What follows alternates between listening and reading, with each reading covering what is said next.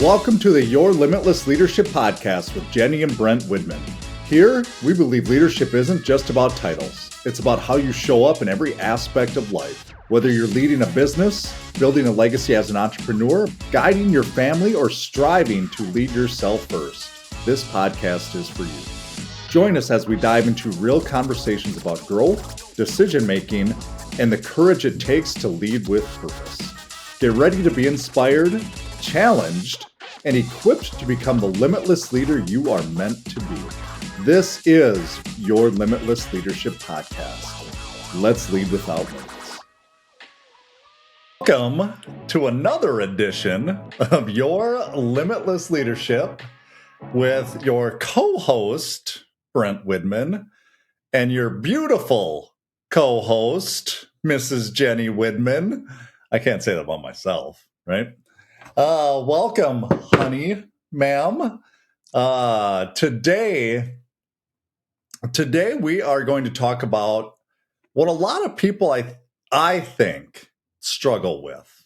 And only that, the reason I think that is because I have struggled with it mightily in the past myself until you put the time and effort and learn and people help hold you accountable, which is obviously why we have job security. So let's start off right there. Find us at dnacall.com and we will help you with this for sure. But it is closing. And closing is a system. It's a learned thing. I think there's so many people that think that people are just closers or they're just so good at what they do or they just get it and all these we don't understand, at least what I've seen over the years, is people work hard on it. They do their due diligence and they're not afraid to ask questions and what have you. But I'm going to turn it over to Jen to get your thoughts on, just first and foremost, and then we'll get into closing and how to close, all these different things. But why do you think people struggle with it so much? Why I feel like people struggle is because they're thinking about themselves instead of about who they are serving. It's just like going into the gym. Everyone thinks that people are looking at you, but they're not. They're focused on themselves.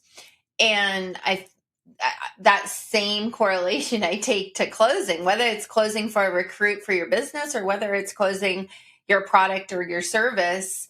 If you struggle with it, I would ask yourself, am I thinking about me or am I thinking about who's in front of me?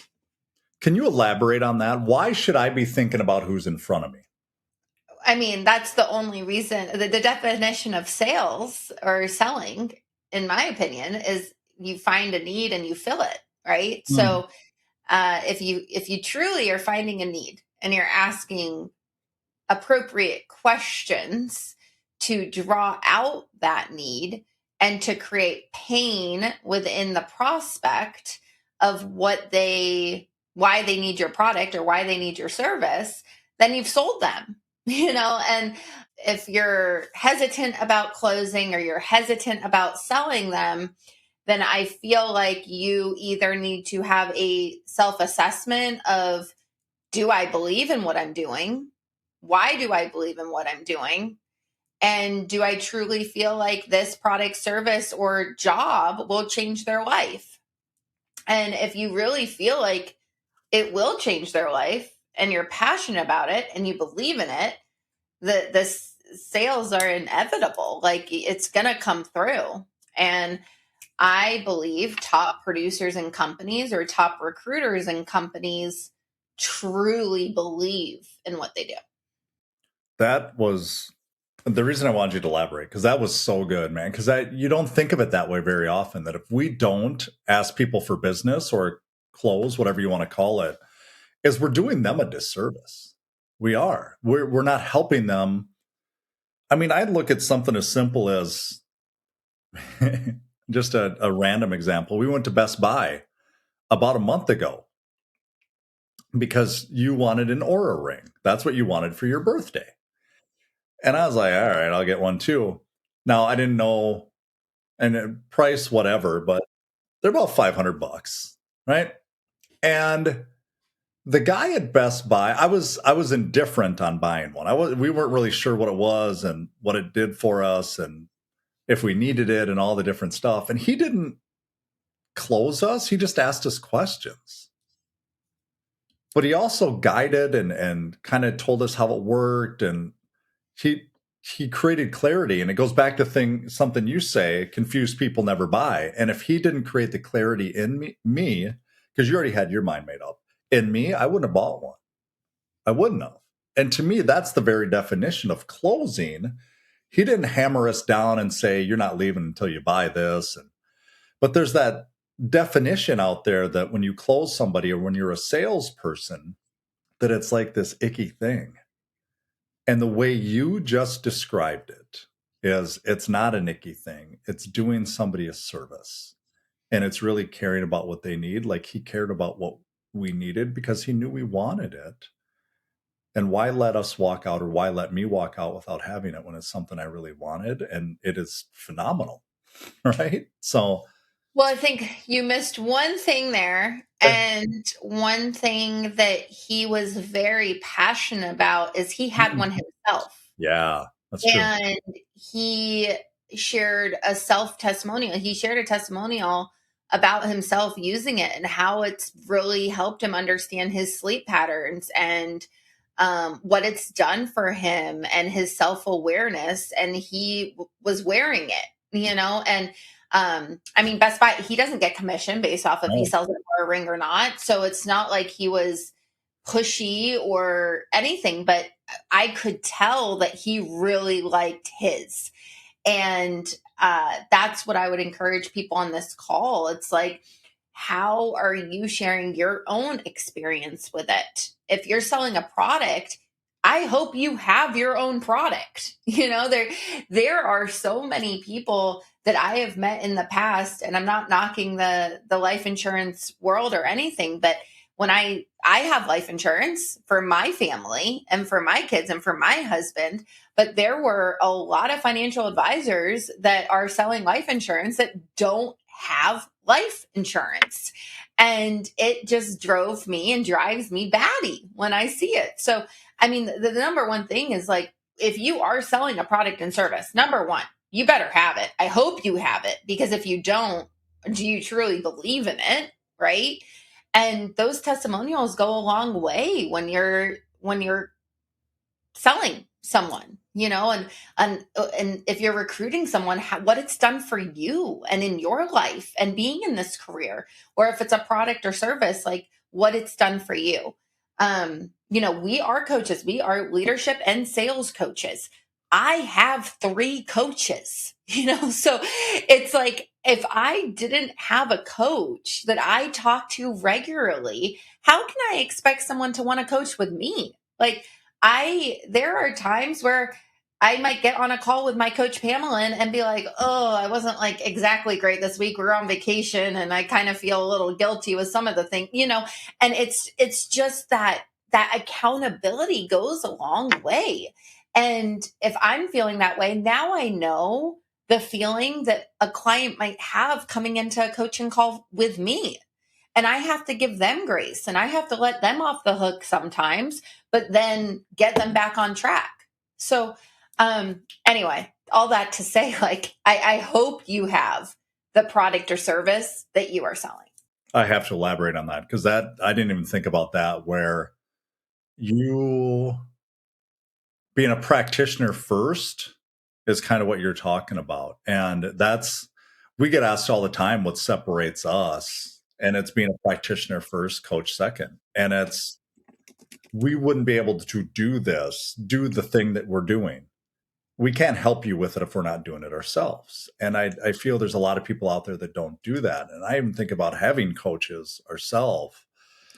Like, you might have minimized yours a little bit, but with the events thing we do, like you just talked about, what you love about him is he is a practitioner. He is doing the deal, and we see him doing the deal. And then you talk about, like, my coach, when I first got him, he didn't even talk to me about coaching. our conversation was just a catch-up conversation, and he was like, "Yeah, I help advisors with this, and I'm coaching a few people. They do this, and I'm helping them with that." And all I said to him was, "Can you help me with that?" He didn't have to feature dump on me and then we got into how he can help me and whatever it was, but then he closed me, if you will, because he's convicted around what he does and how he does it because he's in it instead of looking from the outside in, trying to tell somebody what you do well and how you do it without doing it yourself. That's a conviction, that's a compassion around closing. When you are convicted in what you do, it goes a long ways. When you try to tell somebody that you wouldn't do it yourself, and again, I'll tell you this, when I first started in this business, I didn't when I first got into coaching, I thought because there was the beach body, there was the shakes, there was all the stuff, and not to knock that, but they called themselves coaches. Well, really all they were doing was selling your protein and what have you, which is okay because we need that too. But you're not a coach, right? And when I got into this, the price point 13, 14 years ago was pretty low, and I couldn't afford it at the time. So I didn't have conviction around it. I was like, well, why do people need this? And it wasn't until I started selling it and I started doing it and I started getting it that conviction started rising. And that's where I would say put yourself in it if you're not in it. And obviously you have to understand the product and how it works to close, but don't feature dump on people. That's a whole different ballgame. So yeah.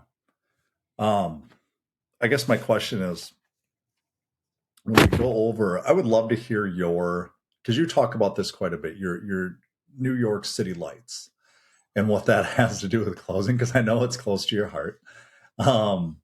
Just what exactly that means. Tell me about that. Yeah, I lived in Manhattan for 5 years and was at a company that I wanted to be number one, and I gave it all I could this 1 year when I was in Manhattan. And one day I was standing on the sidewalk looking down, and I saw tons of red lights. You know, when you have one red light in a big city like that, you typically have tons other red lights because they all move accordingly based off of, the traffic flow and things.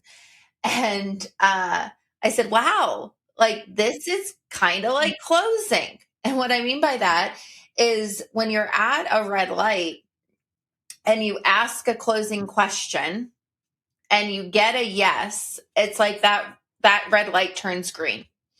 And then you ask another one, the next one turns green, and then the next one turns green, and then the next one turns green, and then the next one turns green. And then you finally get to your destination. And anytime that you're stuck at a red light, I like to say that we go through these hesitations, these objections, these pauses that we have to overcome for it to turn green. And I say this to you because like the end question, if someone's going to work with you or not, if someone's going to buy from you or not, if someone's going to join your company or not, it's not the end that determines that. It is from the very first red light. It is like, it is formality that at the end, it just makes sense for me to join your company. It just makes sense for me to buy your product or your service or be a coach and client for you because you've done the right things all along to get the yeses. So it makes sense. So I like to say it's a series of red lights. Closing is a series. It's not an end destination. You get to your destination by truly asking the right types of questions to get the yeses along the way to sell. So I hope that provides some type of paradigm shift for people because I feel like people think it's like this event at the end that like, is this person going to go with me or not? Or is this person going to buy or not? And it's like, no, it happened from the first 5 seconds of meeting them and saying, hey, it's Brent, right? Yeah, awesome. Jenny, nice to meet you. It's like conditioning them along the way that helps because then it's the momentum. and the momentum will drive business. I love that. And to stick something in the middle there, because closing is moving somebody to make a decision, what you just said. But what so many of us, and believe me, I've been guilty of this in the past, is holding on to these maybes. We all have yeses. Yeses make us a lot of money. They make us a ton of money. So we love those, don't we? But a lot of us don't love no's because we feel like we lost it, or, oh man, I could have had that one. So we hold on to these maybes. We hold on to this false sense of hope that person or those people are going to do business with us, because it makes us feel good that we can still call them and they're still in our pipeline and I might still get it or it might happen, instead of getting a no. And now I can move on. Now I can go to the next one. Doesn't mean I have to take them out of my pipeline. I can send them out 6 months, a year, whatever it is. Doesn't mean it's a no. It's a no for now. But I'm not consistently spending my time calling these people. Now I get that there's some people in there that you do have to do follow-up. You know this. But how many of us hold on to that because it's easier to do that instead of harder to ask the question for somebody to move forward? And that's where I think closing is a tougher thing. And what we want to do is we want to give you. So here's kind of the tee up for this. The way I close is different than the way Jenny closes, then is different than the way you close. So what we want to do is give you a number of different closes that help move people to make a decision. So we're going to walk through these one by one. And I can let Jenny touch on that first, where what are the numbers, the 15, the 2, can you touch on that for a second? Yeah. I mean, if we're just asking yourself a question, what's your favorite type of close? Like, what is the go-to close you use every single time? And if you are in sales or if you are in recruiting, you have those. Like, so write them down. The average recruiter, the average salesperson knows or says about two different types of closing questions. So if you are thinking about the closing questions that you use, and some people use like the assumptive way, or like they Same think they're doing a different close, but it's assumptive close every single time. So write down the ones that you use. Average person uses about 2. You will receive 4 objections, hesitations, stalls, or conditions every single time you meet with someone. Like, they are just trying to wrap their mind around what it would be like to join your company, or what it would be like to have your product or have your service. So there's going to be questions or objections along the way that you need to cater to. So we need different types of closing questions. We say over 5, just so that you are confident in combating their objection. And if you use the same type of close, that's where the pushiness comes in. That's where people think you're being salesy, because they're like, I don't know. So we need to say it in a different way so people don't even realize, right? Like, you're not manipulating the person. You're just manipulating the situation to make sure that they don't feel rushed and they don't feel like you are trying to sell them. You're just trying to help understand, does it make sense to move forward or not? And then we're going to go over, I mean, we have over 20 in our coaching program that you can have access to, but we're going to go over about 10 to 15 right now, depending on timing and whatnot. Just what some of our favorites are. And I want to piggyback on that a little bit. Again, what works for me may not work for you, just like what works for Jenny doesn't work for me. We have different personalities, and that's okay. What we're asking you to do is really listen to these and write down the ones that do resonate with you. Ooh, I can do that. Or I already do that, so I'm going to do it. So your first one, this is your assumptive close, is really all it is. And I absolutely love this one.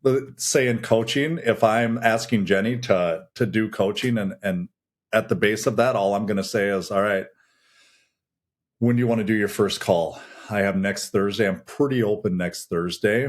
I have the afternoon, 1, 2, or 3. What works for you? We can just start there. That's it. That's literally an assumptive close. I don't want to say I don't care, but I don't care if they say yes. If they say yes, yeah, I'll send them the invite. If they say, well, I'm not quite ready yet, well, then we start over again and we'll get to a close like that. But an assumptive close is just, you've already moved somebody that you know they need to make a decision. And it's not a pushy thing, but it's when you want to get started, or let's move forward.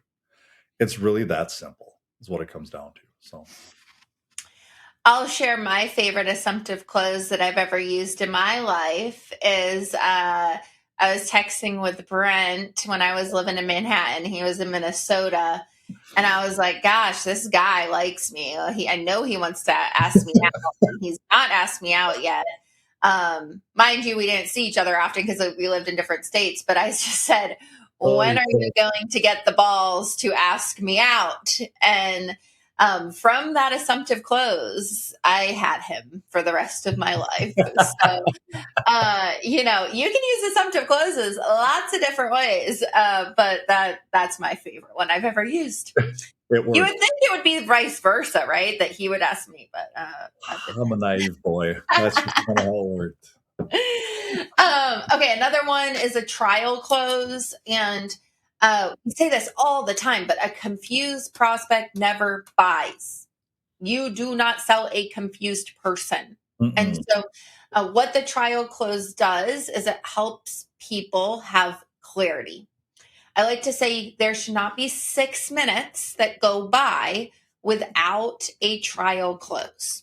So that should be the max. You can do it every 3 minutes if you want, but you just want to make sure every time you're asking a question or you go over another benefit or another feature of your product or service, just say, hey, I just want to stop here. Like, does all this make sense?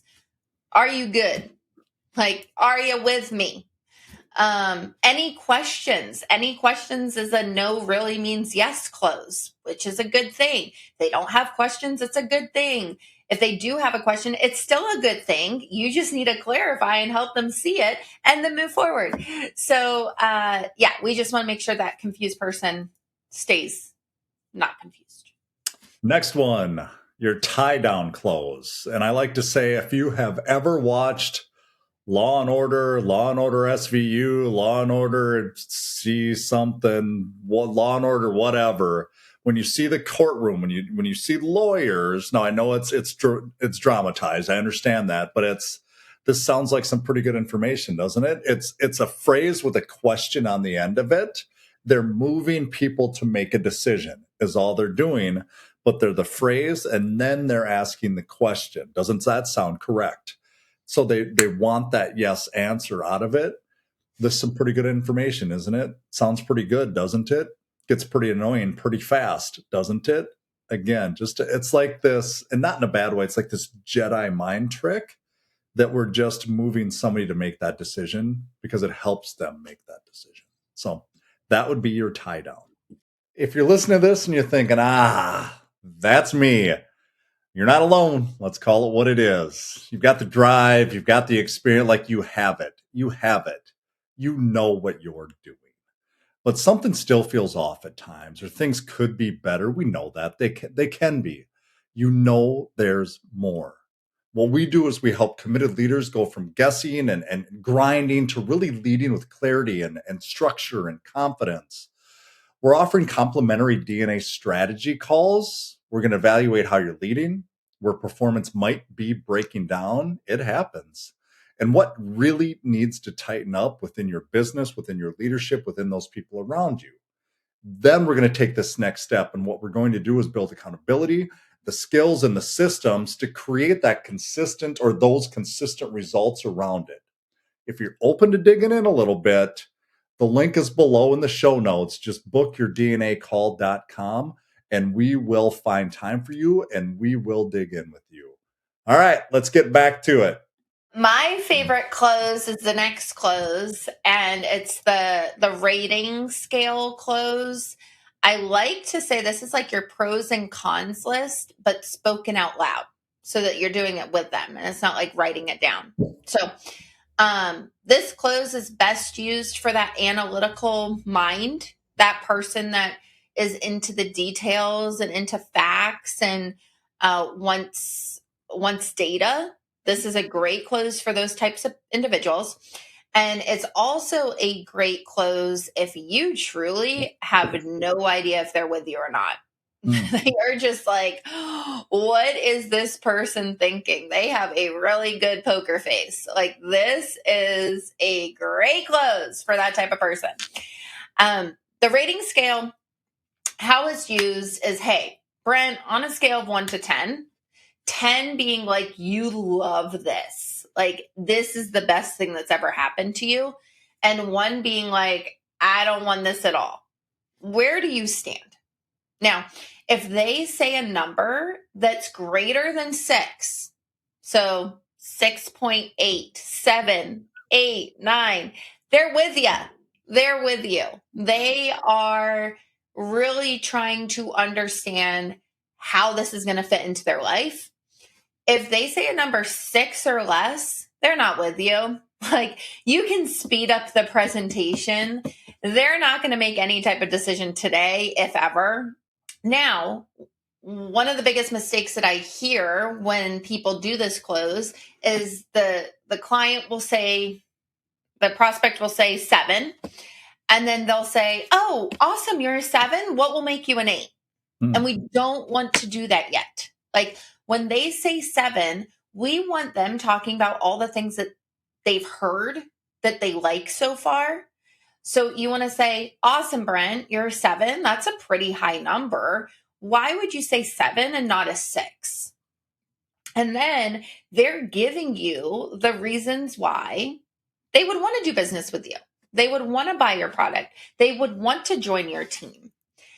Inevitably, they're going to go into, but what I really need is blah, blah, blah, blah, and they'll give you why they're not an 8, 9, and 10. But we want them talking about the good stuff first. And then you can say, great. And you did say 7. So there's obviously things holding you back today. What would make you an 8?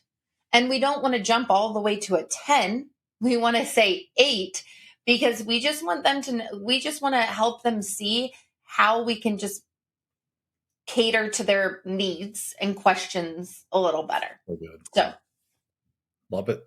Love it. Let's move on to the summary close, ma'am. I know that's one of them you love as well, but. Oh yeah. So the summary close, this is another close, and it goes in between your introduction and your presentation. So if you think about a cycle of the sale, right? You have a pre-approach, you have your approach, you have your introduction, your presentation, your objections, your close, and your close, your objections, and then your referrals. So right in between introduction and presentation. So introductions when you're finding the needs analysis, the questioning, the probing. The presentation is feature dumping, fact, like what you are, who you are, why they need to go with you and not someone else, right? In between the two, we need to help them feel heard. So the summary close is a close that is in between the two that basically separates them out. And you just say, so it sounds like you are currently using X.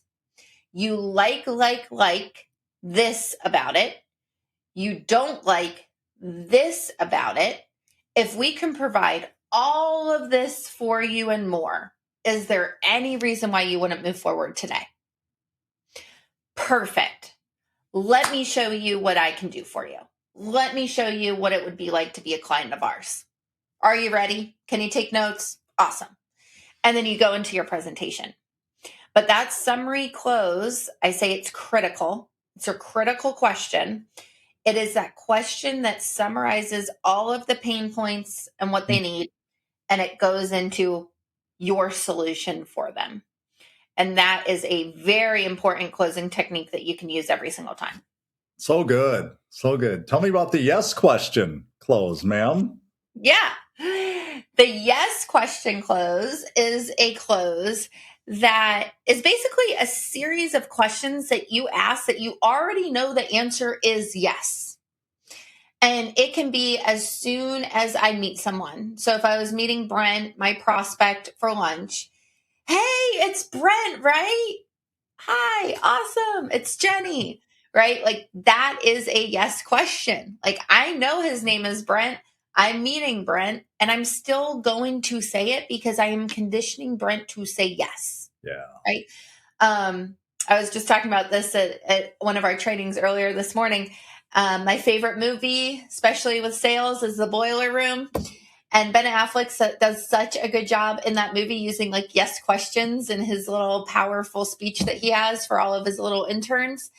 And he was like, one of the things that he asked is if you were drowning and I threw you a life jacket, would you use it? Yes, sign up. I won't let you down. Right?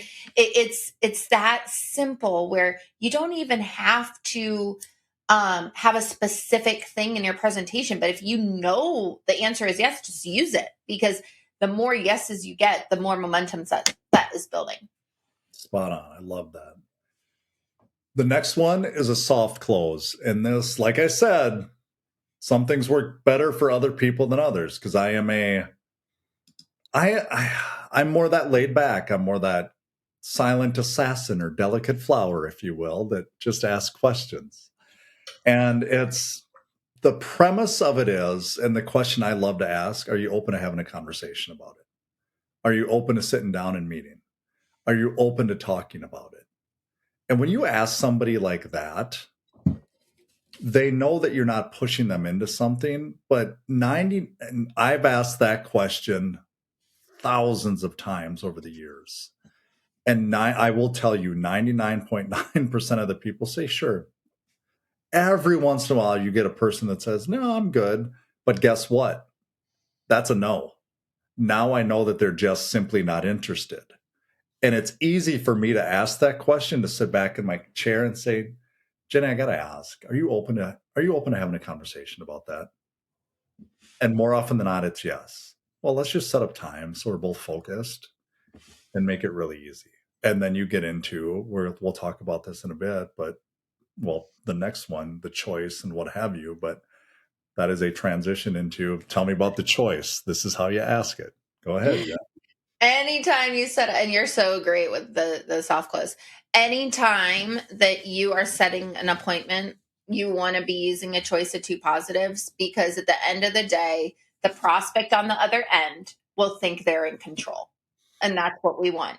But really, in reality, you are in control because you are only going to list out options that work for you. And think of it as like a funnel where we need to start wide and we need to move in. So never say, when do you want to meet tomorrow? 8:00? No. You want to say, what would be best for you? The beginning of this week or the end of the next week or the end of the week? End of the week, awesome. Would Thursday or Friday work better for you? Thursday, great. Morning or afternoon? Afternoon, awesome. I have a 1:00, so I can do 2:00 or I could do like 3:30. What's better for you? 3:30? Perfect. You want to make sure that we start wide and we narrow it in. There's nothing worse than when you set an appointment and then they're like, yeah, can you meet tomorrow at 2? And it's like, no, I can't. Like, I'm literally booked all day tomorrow. So, okay, Wednesday, can you meet at like 1? No, you can't. Okay, Thursday, what do you have? And then you're spending 5 minutes trying to pick a time. It's like you can eliminate that entire awkward conversation by controlling the situation where they think they're in control. You can do this for dinner as well. Like I wanted something Mexican tonight. And it's just asking Brent, like, hey, would you prefer enchiladas or chicken tacos? Enchiladas. Okay, enchiladas. Enchiladas it is. Great. We're having enchiladas tonight. But it's like, I'm getting what I want. He thinks he's in control because he's picking. But What? So it works any way you want. You did this with our kids this morning too. You did it with HUD. You're like, what do you want? Apples or oranges? Oh, I want an orange, Mom. What do you want? Pancakes or waffles? I want waffles, Mom. Like it's the same thing with your kids too, that it takes the onus off. Do you want this? It's not that. It's do you want this or this? It is the choice of two positives. It works in every facet. Then there's the I don't impending. even realize you do it, No, not I at don't all. even realize I do it anymore. No, you're just asking questions. This is the very definition of asking questions, leading people to make a decision. It's not a good thing. It's not a bad thing. It should always be neutral. Apples and oranges are neutral. You're just asking which one they want. The impending event clause, it's just something that's coming up. I don't care if it's President's Day. I don't care if it's Christmas. I don't care if it's New Year's. I don't care if it's Columbus Day. I don't care if it's Valentine's Day. It doesn't matter if you're discontinuing a product, if a price is going up, whatever it is, there's something that you do or something within your business that you can create an impending event. This is it can be within an email, it can be asking the question, it can be a text message. Hey, I'm at capacity. I'm going to have to raise my prices. Exit. Whatever it is, there is an event that you can create that can be an impending event. Now, you know what I'm saying here. You don't lie to people, but there is an impending thing that happens that you are creating within this. And when that date in the future comes along, that's all you're doing. You're closing them for that before that date is all it comes down to. So it's that simple. Yeah.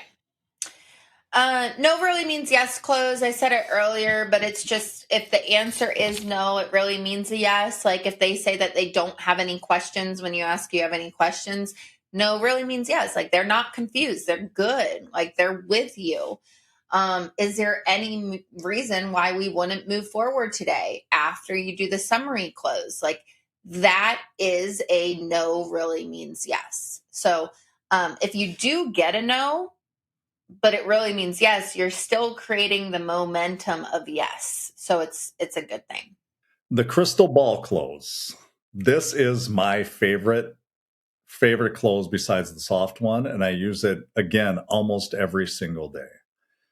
And it is as simple as take me out a year from now and let's look back. What are some of the things that you want to do, things you want to accomplish? In your business, that might sound different, but what you're helping them with is paint the picture of what they really need, what they really want, what their business might look like, who they need to take care of, who those people are around them. It's just simply taking them out here and having them look back and where they want to be when that time comes. And they're telling you how you can help them get to that point. And now we can touch on those things and play off those things because now we know what's important to them. And that's all I simply want is I want to know it doesn't matter. It doesn't matter what I want. It matters what they want. And when I can fill that gap, that's where things really start to happen because now I'm important to them. Now they see the thing that they need that I have that I can help them with and provide that service for them.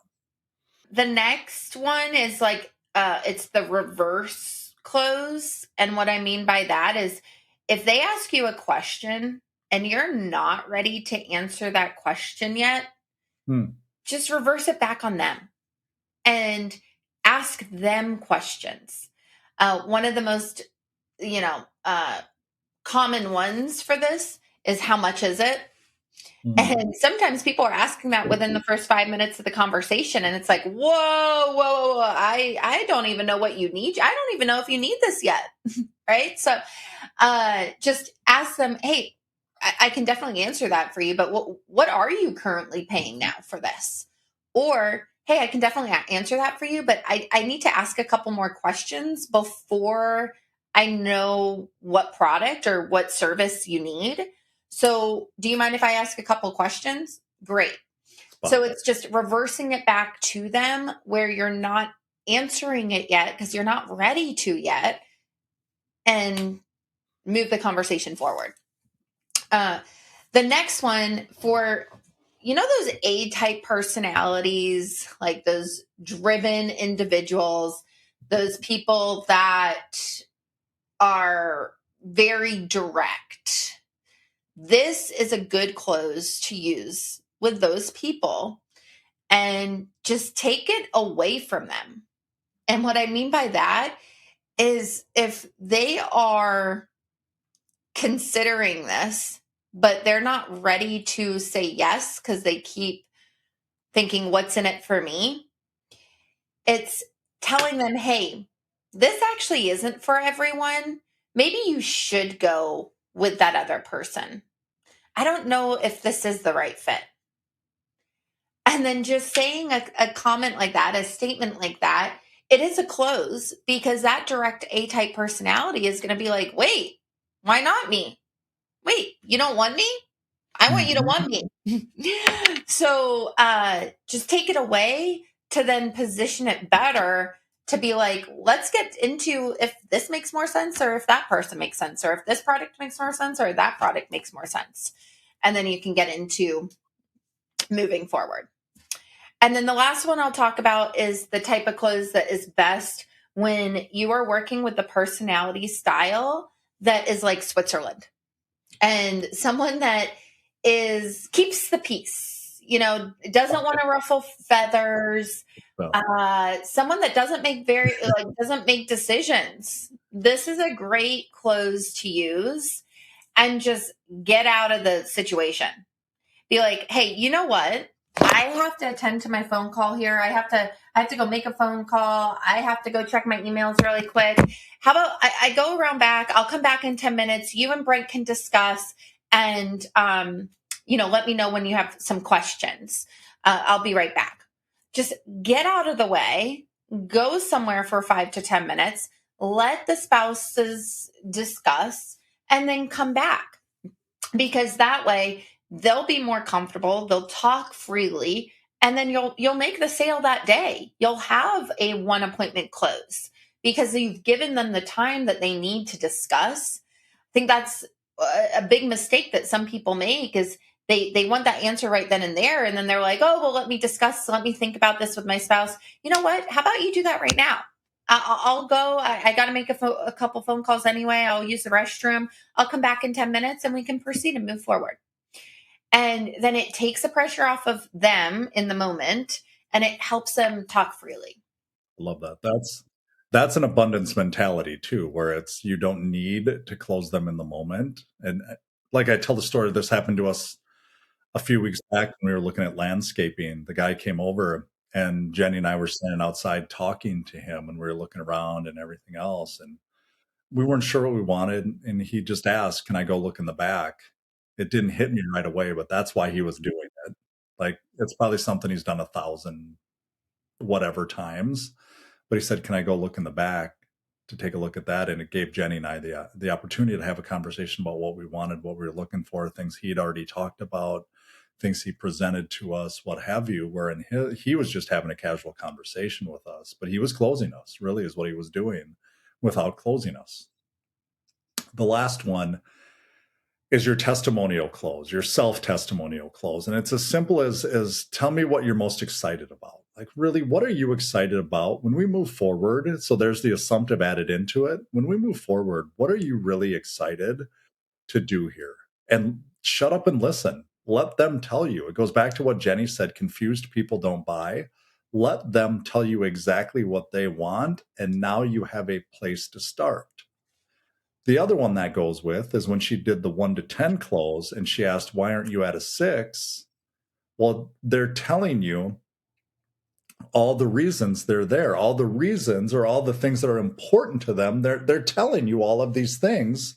That's this close coupled with the testimonial close. So now they're giving you all the reasons. And it's the same as yes momentum. You see how all these kind of fit together when you get really good at this.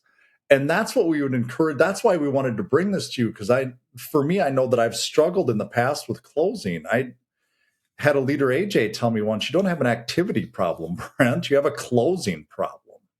And how many of you out there have a closing problem because you're scared to ask the question for somebody to move forward? It's uncomfortable. It's awkward. It's weird. But when you practice it and you do it enough and you recognize it and you know when to put them in, now it's just a conversation. It's not weird anymore. It's just normal. It is not weird for me to say, hey, you open to having a conversation? Where when the first time I did it, I probably went, let's see what happens here. That's really it. What we want to do here is end the maybes. Again, we love yeses. We have to learn to love nos. Maybes are going to keep us stuck in life. They're going to keep us calling the same people, expecting a different result. We hold on to this false sense of hope. We hold on to all these things and we wonder why our business isn't growing. Well, stop going back to the well over and over and over and over again. Go out and build your business instead of holding on to the people that told you, I'll think about it. Can you get back to me in 6 months? I don't know. I tell this story at times too. We always remember we might have those 10 people that tell me to call back in 6 months, and one person does it. But we remember that one person. We don't remember the other 90% that are dragging our time down and dragging us along. It's the same thing as when you play poker. You remember when you get the big one and you got that great hand and it closed down the river and all the stuff. You don't remember all the other money you blew because you did that, basically, is what it comes down to. So that is why closing is so important. It helps grow your business, and it doesn't have to be this big production at the end. Anything to add, Mrs. Widman? Trying to think. It's better to get a yes or no than a maybe any day. And I mean, Brent, you do follow up. You love follow up. I rarely do follow up. Like I either know someone's with me or know someone's not with me. And it's okay to think about it, but it's also okay to like put them in the ball in their court. And I guess my whole mentality is like, have I provided enough information for them to make a decision? Yes or no? And some people will just punt things all the time. But it's like, it's my job to give them all of this, ask the right types of questions to get the pain points drawn out, to get them to go with me or not. And that's what you just said is probably the power in closing too, is asking the right questions to get the pain out, to then provide the service to help move them forward, whether it's yes or no. Mm-hmm. Thank you for being on here. This is, I tell you what, we don't have enough of this in our world, and which is why we wanted to bring it to you. Closing is a system. It's a science. It's something that you can get really, really, really good at. And you just have to be willing to practice it. You got to be willing to see where you're not very strong and add those things into it. So when you need help, obviously we are right here at dnacall.com. Just set up a time. It's really that simple. And we're going to ask you a bunch of questions to see if this is a fit. And again, if it's not, it's not. We live in the same world. It's okay. But if it is, watch it change your world. So thank you for listening to this. I truly appreciate it. Thanks for joining us on the Your Limitless Leadership Podcast with Jenny and Brent Widman. We hope today's conversation inspired you to think differently about leadership, not just in your career, but in every part of your life. Remember, leadership starts with leading yourself first. It's about taking action, making bold decisions, and showing up with purpose. Now, it's time to take what you've heard today and put it into practice. Whether it's in your business, your community, your family, or your own personal growth, start leading without limits. You have the power to become the leader you're meant to be. Until next time, keep pushing your boundaries and leading with purpose.